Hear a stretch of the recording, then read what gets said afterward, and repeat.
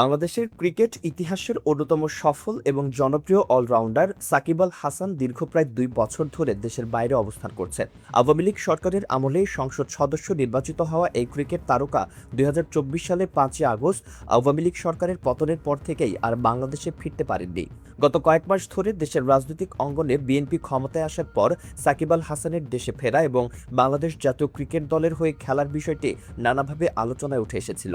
এমন সময় হঠাৎ করে একটি চাঞ্চল্যকর খবর ছড়িয়ে পড়ে, যা নিশ্চয়ই সবাইকে অবাক করে দিয়েছে। খবরটি হলো, নির্বাসিত জীবন কাটানো সাকিব আল হাসান গোপনে দিল্লিতে গিয়ে বাংলাদেশের সাবেক প্রধানমন্ত্রী এবং আওয়ামী লীগের সভানেত্রী শেখ হাসিনার সাথে বৈঠক করেছেন। গত ১৫ ফেব্রুয়ারি অনুষ্ঠিত এই বৈঠকটি রাজনৈতিক মহলে ব্যাপক আলোড়ন সৃষ্টি করেছে। শুধু সাকিব আল হাসান নন, তার সাথে আওয়ামী লীগের আরও ৬ জন সাবেক সংসদ সদস্য শেখ হাসিনার সাথে সাক্ষাৎ করতে দিল্লি গিয়েছিলেন। সাকিব ছাড়া বাকি ৬ জনের মধ্যে রয়েছেন মৌলভীবাজার, শেরপুর, লক্ষ্মীপুর এবং চুয়াডাঙ্গার একজন করে সাবেক সংসদ সদস্য এবং ময়মনসিংহের ২ জন সাবেক সংসদ সদস্য। এই বৈঠকে উপস্থিত থাকা ৩ জন সাবেক সংসদ সদস্য দাবি করেছেন, বৈঠকে আওয়ামী লীগের কার্যক্রমের উপর আরোপিত নিষেধাজ্ঞা এবং দলটির ভবিষ্যৎ কর্মকাণ্ড নিয়ে বিস্তারিত আলোচনা হয়েছে। তাদের মতে খুব শীঘ্রই নিষেধাজ্ঞা তুলে দেওয়ার দাবিতে আইনি এবং নানামুখী তৎপরতা শুরু করবে দলটি। বর্তমানে বাংলাদেশের সাবেক স্পিকার শিরীন শারমিন চৌধুরীর মুক্তির পর একটি রিফাইন্ড বা পুনর্গঠিত আওয়ামী লীগ গঠনের প্রচেষ্টা নিয়ে নানা মহলে জোর আলোচনা চলছে।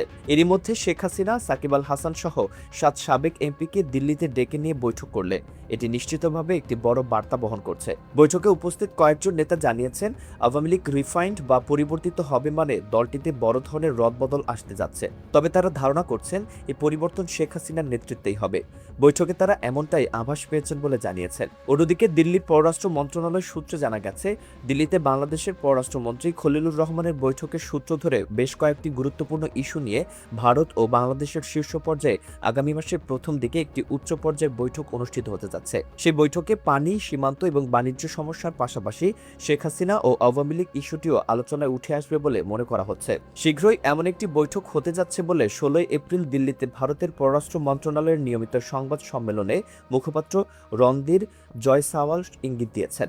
এদিকে সাকিব আল হাসানের ক্রিকেট ক্যারিয়ার নিয়ে চলছে তুমুল আলোচনা। ওয়ানডে, টি-20 বা টেস্ট যে ফরম্যাটই হোক না কেন, একসময় সাকিব আল হাসানকে ছাড়া বাংলাদেশ দল ভাবাই অসম্ভব ছিল, কারণ এই অলরাউন্ডার একাই ২ জন ক্রিকেটারের সমতুল্য সার্ভিস দিতেন। ২০২৪ সালের ৫ আগস্ট আওয়ামী লীগ সরকারের পতনের পর মাগুরা ১ আসনের সাবেক সংসদ সদস্য সাকিব আর বাংলাদেশে ফিরতে পারেননি। রাজনৈতিক পট পরিবর্তনের পরও জাতীয় দলের হয়ে দেশের বাইরে তিনি ৪টি টেস্ট খেলতে পেরেছিলেন। ২০২৪ সালের অক্টোবরে দেশের মাটিতে দক্ষিণ আফ্রিকার বিপক্ষে টেস্ট খেলে আন্তর্জাতিক ক্রিকেটকে বিদায় জানানোর ইচ্ছা ছিল তার। সেই ম্যাচ খেলতে তিনি দেশের পথেও রওনা দিয়েছিলেন, কিন্তু পরে নিরাপত্তার অজুহাতে তাকে মাঝপথেই থমকে দাঁড়াতে হয়। অভিযোগ রয়েছে, তখনকার অন্তর্বর্তীকালীন সরকার সাকিবকে দেশে ফিরতে দেয়নি। অন্তর্বর্তীকালীন সরকারের ক্রীড়া উপদেষ্টা আসিফ মাহমুদ সজীব ভুঁইয়ার আপত্তির কারণে সাকিবের তখন দেশে ফেরা সম্ভব হয়নি। সেই থেকে সাকিবের ক্যারিয়ার নিয়ে তৈরি হয়েছে এক ধরনের অনিশ্চয়তা। পরবর্তীতে নানা সময়ে বিভিন্ন সাক্ষাৎকারে এই অলরাউন্ডার বলেছেন, তিনি দেশের মাঠ থেকে ক্রিকেট ক্যারিয়ারের ইতি টানতে চান। সবশেষে বাংলাদেশের ইংরেজি দৈনিক দ্য ডেইলি স্টারকে দেওয়া এক সাক্ষাৎকারে দেশের ইতিহাসের সফলতম এই ক্রিকেটার জানিয়েছিলেন, সর্বোচ্চ মঞ্চে খেলার তাড়না এখনো তার মধ্যে আগের মতোই রয়েছে। আপাতত তিনি বাংলাদেশে ফিরে ফেলতে চান, আর খেলার পালা শেষ হলে ফের রাজনীতিতে জড়িয়ে পড়ার ইচ্ছাও রয়েছে তার। বাংলাদেশের ক্রিকেট থেকে সাকিব গত ২ বছর ধরে অনেক দূরে থাকলেও তাকে নিয়ে আলোচনা কখনো থামেনি। সে আলোচনায় আরো জোরালো হওয়া লাগে গত জানুয়ারিতে। বিসিবির তখনকার পরিচালনা পর্ষদের এক সভা শেষে পরিচালক আমজাদ হোসেন জানিয়েছিলেন, সাকিবকে আবার তারা জাতীয় দলের জন্য বিবেচনা করবেন। এরপর ত্রয়োদশ জাতীয় সংসদ নির্বাচনে বিএনপি জিতে সরকার গঠনের পর সে আলোচনা আবারও সামনে আসে। বিসিবির পরিচালক আসিফ আকবর জানান, সাকিবের মামলার ফাইল নিয়ে কাজ চলছে এবং দ্রুতই তিনি মাঠে ফিরতে পারবেন বলে আশা করা হচ্ছে। তবে সাকিবের ক্রিকেটে ফেরা নিয়ে কিছুটা ভিন্ন সুর শোনা গেছে যুব ও ক্রীড়া প্রতিমন্ত্রী আমিনুল হকের কণ্ঠে। তিনি জানিয়েছিলেন, আইনি প্রক্রিয়ার মাধ্যমে নিজেদের নিরপরাধ প্রমাণ করতে পারলে সাকিব ও মাশরাফি বিন মুর্তজা আবার দেশের মাটিতে খেলতে পারবেন। সাকিব আল হাসান নিজের বিরুদ্ধে দায়ের হওয়া মামলাগুলো নিয়ে ডেইলি স্টারকে দেওয়া এক সাক্ষাৎকারে সোজাসাপটা মন্তব্য করেছেন। তিনি বলেছেন, বিচার প্রক্রিয়া কত দ্রুত শেষ হবে তা সম্পূর্ণ সিস্টেম বা প্রশাসনের সদিচ্ছার উপর নির্ভরশীল। তার মতে তার বিরুদ্ধে যে মামলাগুলো করা হয়েছে সেগুলোর কোনো প্রমাণ বা ভিত্তি নেই। সবাই বলছে যা তা বিভিন্ন সামাজিক গণমাধ্যমে উঠে এসেছে। বাংলাদেশের সিস্টেম চাইলে খুব দ্রুত সময়ের মধ্যে এগুলো নিষ্পত্তি করতে পারে, আবার অনেক সময়ও নিয়ে শেষ করতে পারে। এটি হচ্ছে সরকারের সদিচ্ছার বিষয়। সাকিবের বিরুদ্ধে যে ঘটনার জন্য হত্যা মামলার দায়ের করা হয়েছিল সে সময় তিনি কানাডায় টি10 ফ্র্যাঞ্চাইজি লিগ খেলছিলেন। সাকিব আল হাসানের দেশে ফেরা বা না ফেরা কিংবা বাংলাদেশের হয়ে খেলবেন কি খেলবেন না এসব নিয়ে সাকিব ভক্তদের মাঝে আলোচনার মাঝখানেই খবর আসে যে সাকিব আল হাসান দিল্লিতে গিয়েছেন।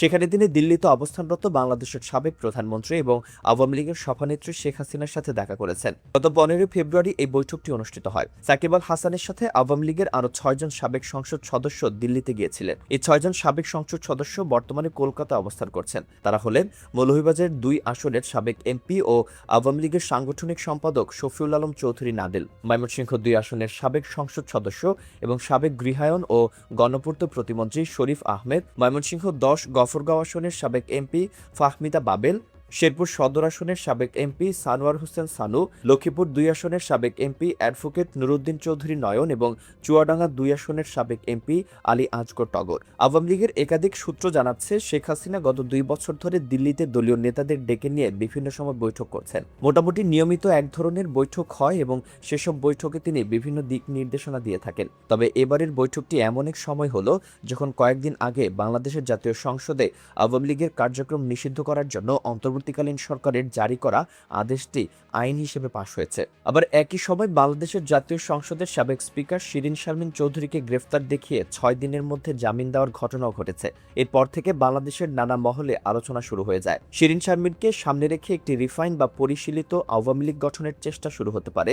এমনকি কেউ কেউ এও প্রশ্ন তুলেছেন যে শিরিন শারমিন কি জোহরা তাজউদ্দিনের মতো ভূমিকা নিতে পারবেন। বিভিন্ন কলামেও এই সম্ভাবনার কথা তুলে ধরা হয়েছে। এমনকি বাংলাদেশের একটি পত্রিকায় প্রকাশিত খবরে বলা হয়েছে শেখ হাসিনার অসম্মতি থাকায় রিফাইন্ড আওয়ামী লীগ গঠনের চেষ্টা 2 দফা ভেস্তে গেছে। 15 ফেব্রুয়ারি শেখ হাসিনার সাথে বৈঠকে উপস্থিত দলটির 3 জন সাবেক এমপি নাম প্রকাশ না করার শর্তে জানিয়েছেন রিফাইন্ড আওয়ামী লীগের গুঞ্জন, শিরিন শারমিনের জামিন এবং দলের বর্তমান অবস্থান নিয়ে বৈঠকে আলোচনা হয়েছে। তবে রিফাইন্ড আওয়ামী লীগ গঠনের যে কথাটি উঠে এসেছে তা সত্য নয় বলে তারা দাবি করেছেন। ইতিমধ্যে যুবলীগ, স্বেচ্ছাসেবক লীগ এবং ছাত্রলীগের অনেকগুলো জেলা ও উপজেলা ও থানা কমিটি করা হয়েছে। বৈঠকে উপস্থিত এমপিদের সাথে তাদের নিজ নিজ জেলায় কমিটি গঠন করার নিয়েও কথা হয়েছে। এই 3 সাবেক এমপি দাবি করেছেন নির্বাচনের আগে থেকে আওয়ামী লীগ ও এর অঙ্গ সংগঠনগুলোর মিছিল প্রায় বন্ধ ছিল, কিন্তু এখন নতুন করে মিছিল করার সিদ্ধান্ত হয়েছে। 17 এপ্রিল বরিশাল, চট্টগ্রাম এবং ঢাকায় মিছিলের খবরও গণমাধ্যমে প্রকাশিত হয়েছে।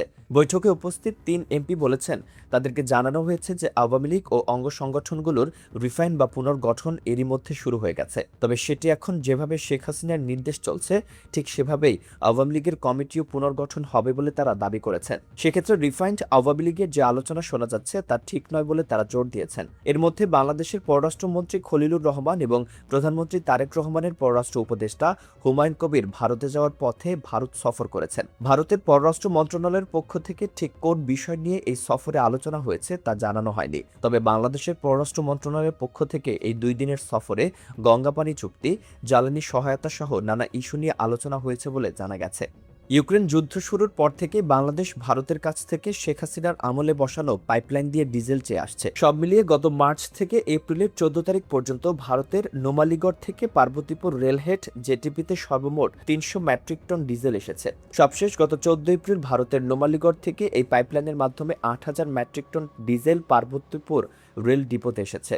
খলিলুর রহমানের এই সফর নিয়ে বাংলাদেশের পক্ষ থেকে দাবি করা হয়েছে যে শেখ হাসিনাকে ফেরত দেওয়ার বিষয়টি তারা আলোচনায় তুলেছেন। এ নিয়ে ভারতের পক্ষ থেকে এতদিন আনুষ্ঠানিকভাবে কিছু বলা হয়নি। অবশেষে 17 এপ্রিল ভারতের পররাষ্ট্র মন্ত্রণালয়ের মুখপাত্র রণধীর জয়সাওয়াল জানিয়েছেন বাংলাদেশের চলমান বিচারিক ও অভ্যন্তরীণ আইনি প্রক্রিয়ার অংশ হিসেবে আসা বাংলাদেশের এই অনুরোধটি বর্তমানে খতিয়ে দেখা হচ্ছে। দিল্লিতে দেশটির পররাষ্ট্র মন্ত্রণালয়ের নিয়মিত সংবাদ সম্মেলনে সাংবাদিকদের এক প্রশ্নের জবাবে তিনি এসব কথা বলেন। ভারতের পক্ষ থেকে জানানো হয়েছে বিষয়টি নিয়ে ভারত সব অংশীজনের সঙ্গে গঠনমূলক আলোচনা চালিয়ে যাবে। সূত্রগুলো জানাচ্ছে ঠিক একই ধরনের কথা ভারতের পক্ষ থেকে গত অন্তর্বর্তীকালীন সরকারের আমলেও বলা হয়েছিল। গত বছরের 26শে নভেম্বর ঠিক একই প্রশ্নের জবাবে একই রকম উত্তর দিয়েছিলেন জয়সাওয়াল। তিনি বলেছিলেন নাগরিকত্ব ও আন্তর্জাতিক আইন অনুযায়ী এমন একটি অনুরোধ ভারতের বিচারিক ও কূটনৈতিক প্রক্রিয়ার মাধ্যমেই যাচাই করা হবে। জয়সাওয়াল তখনও বলেছিলেন তারা বাংলাদেশ থেকে এমন একটি অনুরোধ পেয়েছেন এবং বিষয়টি এখন খতিয়ে দেখা হচ্ছে। হয়েছে। তারা সব